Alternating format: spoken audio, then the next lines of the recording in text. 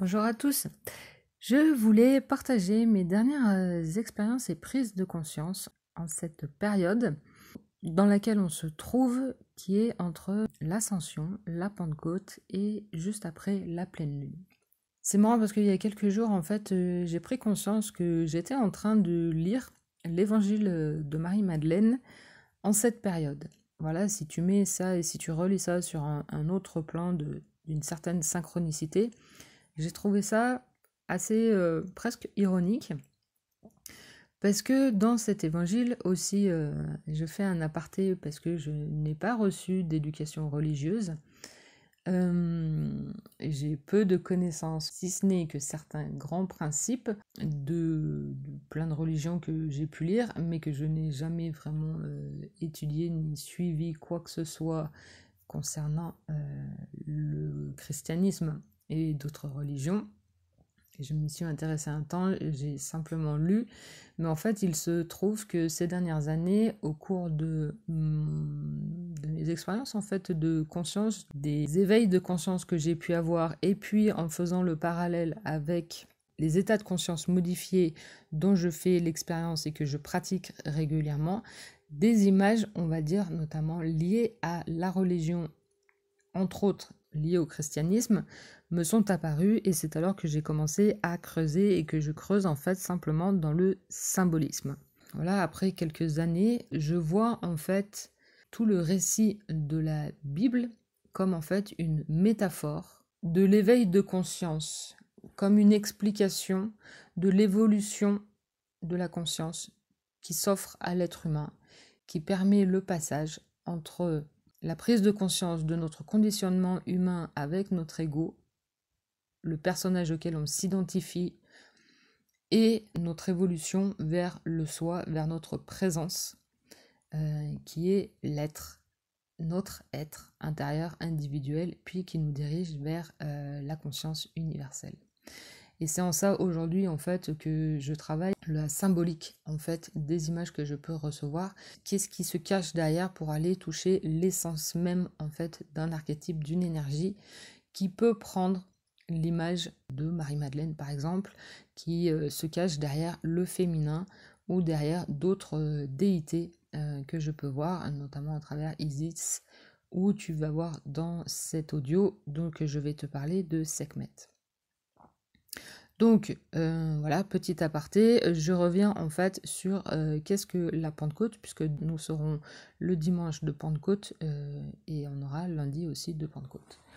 Pentecôte, en fait, c'est une fête qui est célébrée par les Juifs et les chrétiens et qui est célébrée 50 jours après Pâques. C'est une commémoration de la sortie d'Égypte du peuple d'Israël, aussi une occasion d'offrir les fruits de la moisson aux dieux. C'est aussi une célébration associée au souvenir de la transmission des tables de la loi Moïse, qui est le fondement en fait de la religion juive. Et les chrétiens qui célèbrent à la Pentecôte le jour de l'arrivée sur terre de l'Esprit Saint, qui marque la révélation de l'Esprit Saint à Marie-Madeleine et aux apôtres, et notamment aux disciples de Jésus. Donc ces disciples, dont les apôtres, ont reçu l'Esprit Saint, qui est l'une des 3 manifestations de Dieu, et ils se mirent à parler toutes les langues. Et c'est alors qu'ils comprennent que Jésus est vraiment ressuscité, et qui, à travers en fait cette possibilité de parler plusieurs langues, leur permettent en fait d'aller convertir, de prêcher la résurrection, et de permettre la conversion en s'adressant à tous.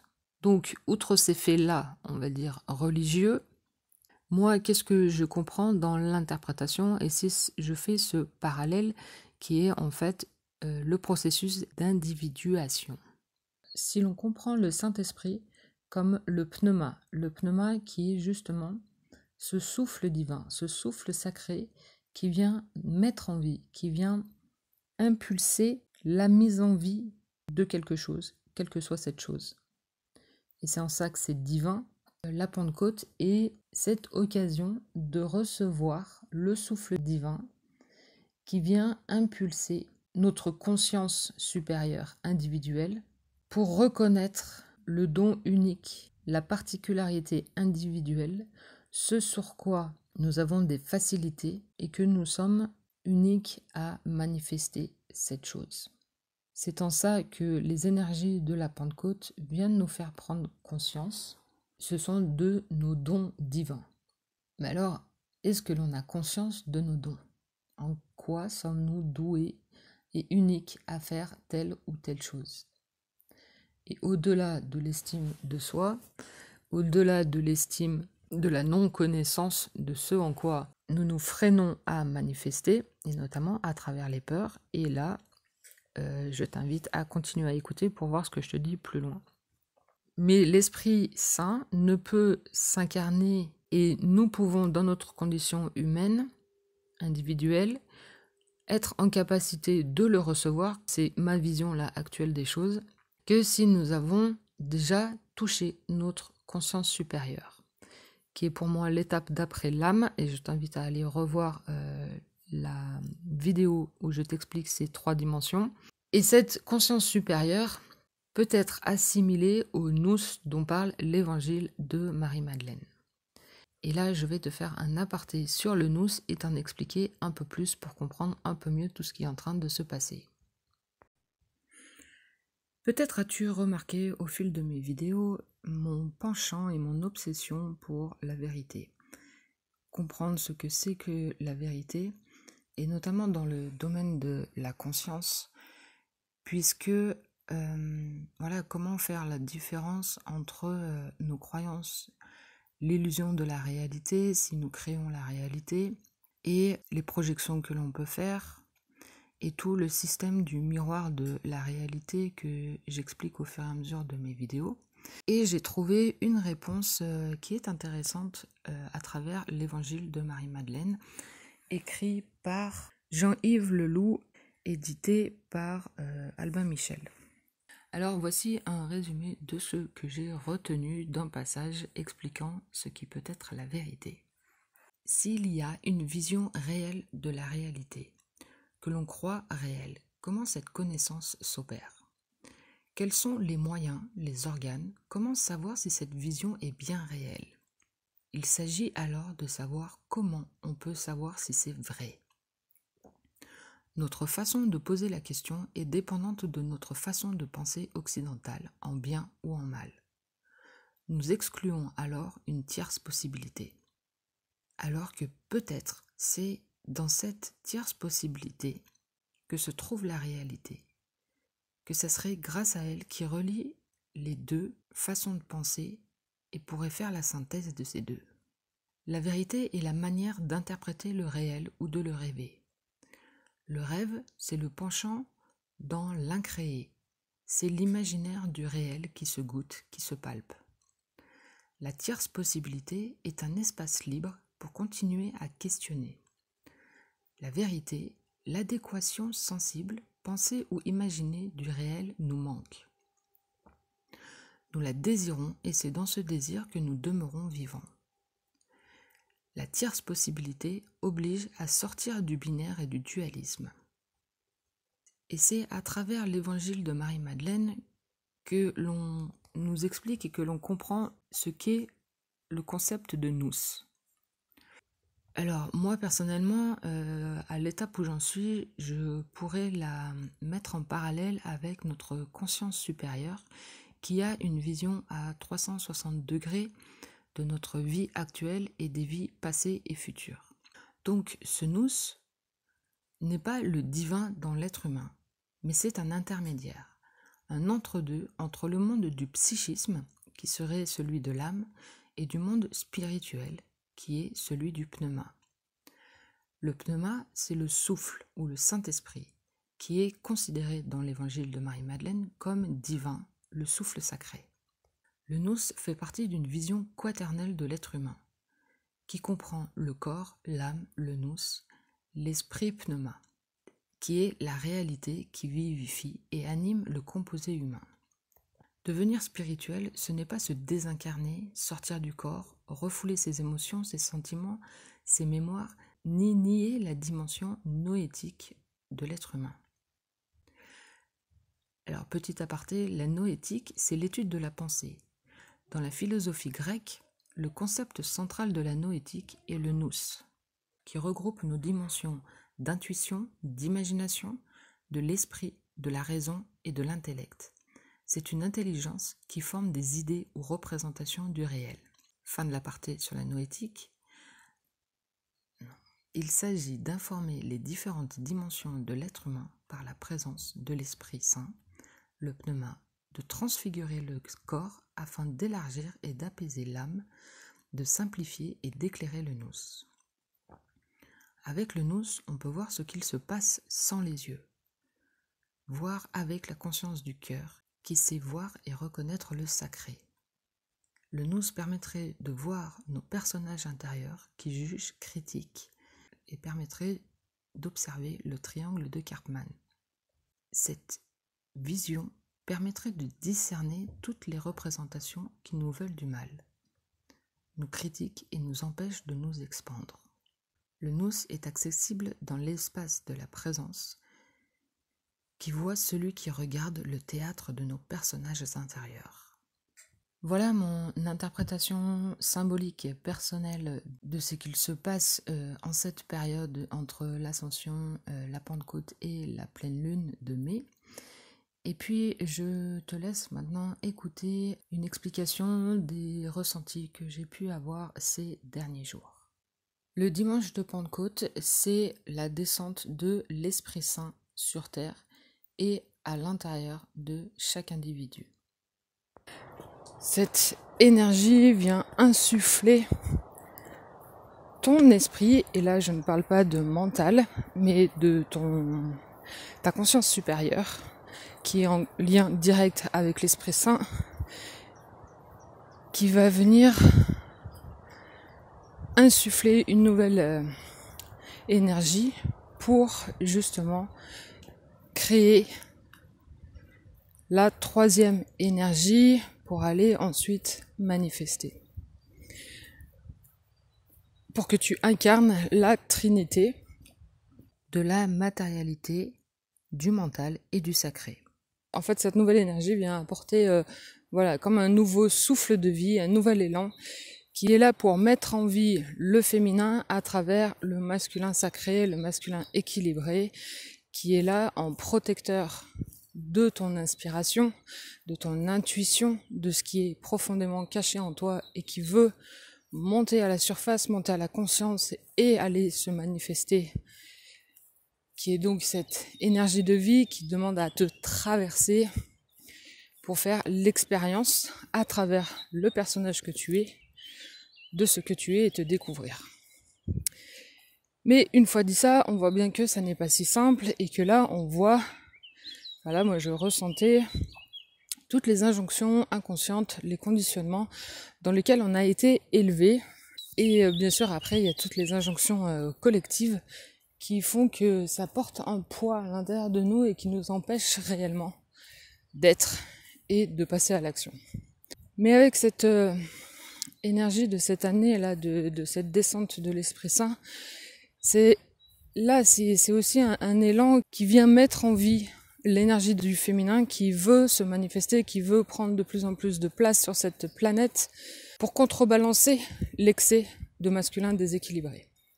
Et donc là, ça demande à se mettre en vie. Ça demande à voir qu'est-ce qui bloque en fait, qu'est-ce qui me freine, moi, à l'intérieur de moi, de faire ce que j'ai envie. Parce qu'en fait, il n'y a qu'une seule question à se poser dans la vie de tous les jours, c'est est-ce que j'ai envie de faire ça ou ça ? Si oui, qu'est-ce qui m'en empêche ? Est-ce que j'ai des croyances ? Est-ce que j'ai des injonctions inconscientes qui me font croire que je ne peux pas ? Ou est-ce que le j'ai pas envie, c'est parce qu'il y a une telle résistance que j'en suis complètement inconsciente, que ça fait surgir des peurs très profondes et primaires ? Ou est-ce que le j'ai pas envie, mais sans rien ? Et alors s'il y a rien et qu'il y a aucune sensation interne qui se manifeste, alors c'est que ça doit pas être fait. Et donc là, ça peut être des obligations, mais des obligations qui sont importantes pour ta vie de tous les jours.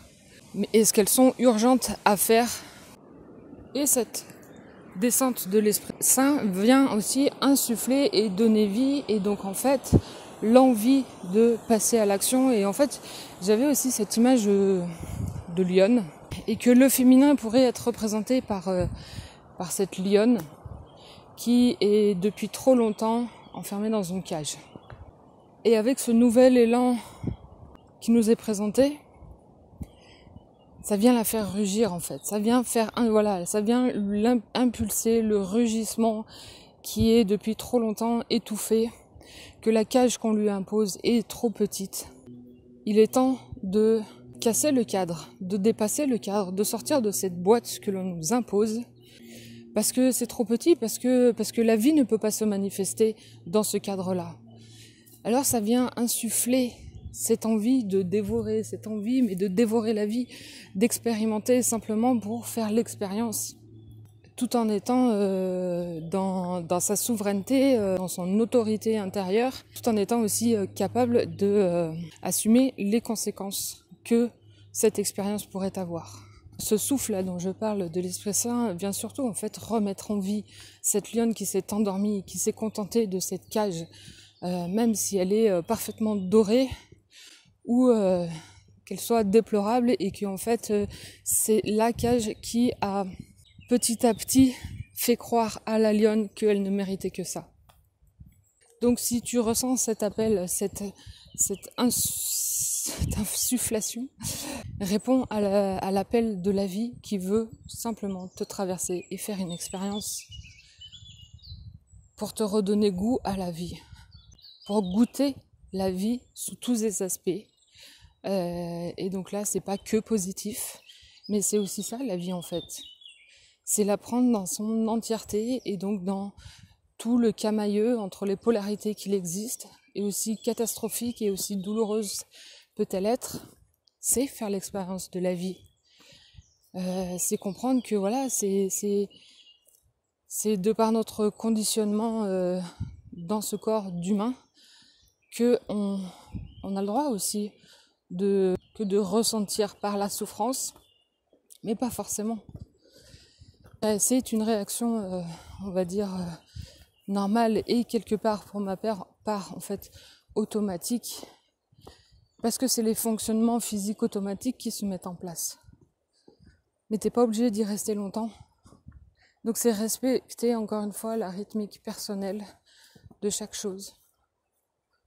Respecter son état intérieur et ses émotions, pour être toujours sur cette écoute attentive de ce que la vie, comment la vie se manifeste à l'intérieur de toi, et comment elle veut se traverser à travers toi. Parce que je pense en fait, par cet archétype de la lionne, c'est que cette lionne réside en chaque femme. Et elle a été trop longtemps opprimée, et qu'elle a oublié sa lumière, elle a oublié son rayonnement qu'elle peut être sur son territoire, dans la savane, et qu'en fait il est extensible ce territoire. Comme toute chose que l'on met en cage, c'est intolérable, puisque du coup ça tue la vie à l'intérieur de toi. Ça t'opprime encore, c'est cette cage qui t'opprime. Et elle t'opprime tant physiquement que émotionnellement, que psychiquement, qui t'amène à une mauvaise estime de toi. Et c'est une mauvaise interprétation de l'estime que tu as et de l'image que tu as de toi-même. Et il est temps aujourd'hui qu'elle sorte. Et ça me mène à l'archétype de Sekhmet. Est une déesse du panthéon égyptien qui a pour représentation un corps de femme avec une tête de lionne. Elle est la fille du dieu soleil Ré, et elle incarne l'œil de ce dernier. Au-delà des attributs que l'on peut lire dans ces définitions, moi je vois en fait une émanation du dieu soleil qui serait en fait la conscience universelle, et que Sekhmet serait une partie de cette conscience universelle, de cette lumière de sagesse qui serait à disposition des êtres humains, mais pour venir éclairer leur part égotique, destructrice d'eux-mêmes, pour en fait venir éclairer leur conscience et comprendre leur conditionnement, les croyances qu'ils ont, et notamment aussi voir en fait le masculin déstructuré à l'intérieur d'eux qui a trop longtemps régné ces derniers milliers d'années. Alors aujourd'hui, Sekhmet vient nous éclairer et nous partager son énergie d'un féminin éclairé qui a cet accès et cette connexion à la conscience supérieure, à la conscience universelle, et qui viendrait nous aider à balayer les croyances et conditionnements dans lesquels nous sommes tentés de rester et où les peurs règnent. Et du coup, cette période nous amène à voir la peur, celle que l'on croit, qui nous fait croire que l'on n'est pas capable, que l'on n'a pas assez de connaissances, que l'on est, qu'on n'a pas, la situation financière pour faire telle ou telle action. Enfin, toutes les raisons que tu vas trouver pour ne pas passer à l'action en réponse à l'appel que tu ressens de l'intérieur pour faire rugir ta lionne, afin de la faire rayonner. C'est ok de prendre du temps pour sentir assez de force à l'intérieur de soi pour passer à l'action. Par contre, à savoir et à garder en tête, c'est en traversant cette expérience que la vie te propose que va se révéler la solution et te montrer que tu en étais capable. Et si ça fait déjà trop longtemps que tu prends du temps dans la réflexion, dans la mise en place, on va dire, correcte, tu sais que ça soit le bon moment pour dire, pour faire les choses, ce bon moment-là est fictif. Parce qu'en fait, ce bon moment-là, il ne réside que dans le passage à l'action pour traverser l'expérience. Parce que tu vas te jeter à l'eau, que tu vas t'apercevoir, que tu vas découvrir que tu as des bras et des jambes pour flotter, pour nager, et voir aussi que en fait, l'eau dans laquelle tu vas tomber n'est pas forcément un torrent avec des rapides, avec des choses incontrôlables qui pourraient te faire te noyer. Car c'est en faisant que l'on apprend de nouvelles connaissances, que l'on apprend à faire, que l'on acquiert de l'expérience, et à travers cette expérience, on grandit en conscience et on fait aussi évoluer sa sagesse et sa réflexion.